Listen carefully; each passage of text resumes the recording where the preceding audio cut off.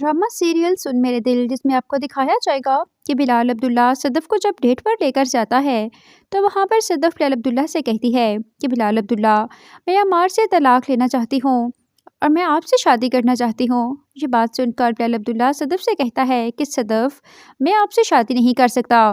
یہ بات سن کر صدف پریشان ہو جاتی ہے اور کہتی ہے کہ میں جانتی ہوں کہ آپ مجھ سے محبت کرتے تھے، لیکن اب آپ کی نظروں میں میری کوئی بھی حیثیت نہیں رہی۔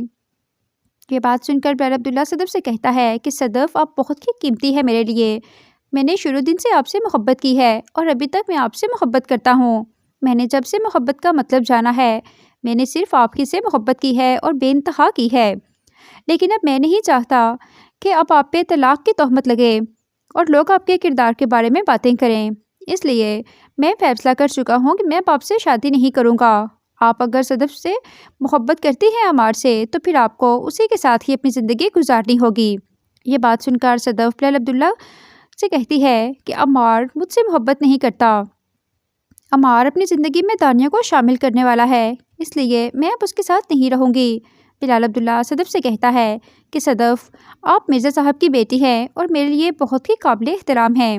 میں آپ کو اگر یہاں پہ ساتھ لے کر آیا ہوں تو کیا ہم اچھے دوست بن کر اس ٹائم کو انجوائے نہیں کر سکتے؟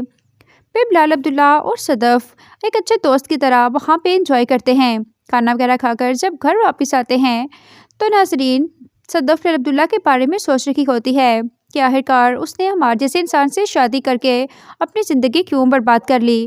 کاش وہ پہلے ہی سمجھ جاتی کہ خمشہ اس کے ساتھ چال چل رہی ہے۔ وہ جان بوجھ کر عمار اور صدف کی شادی کروا رہی تھی تاکہ بلال عبداللہ سے وہ خود شادی کر سکے۔ اور صدف کو اپنے کیے ہوئے فیصلے پر بہت زیادہ پچھتاوا ہو رہا ہوتا ہے۔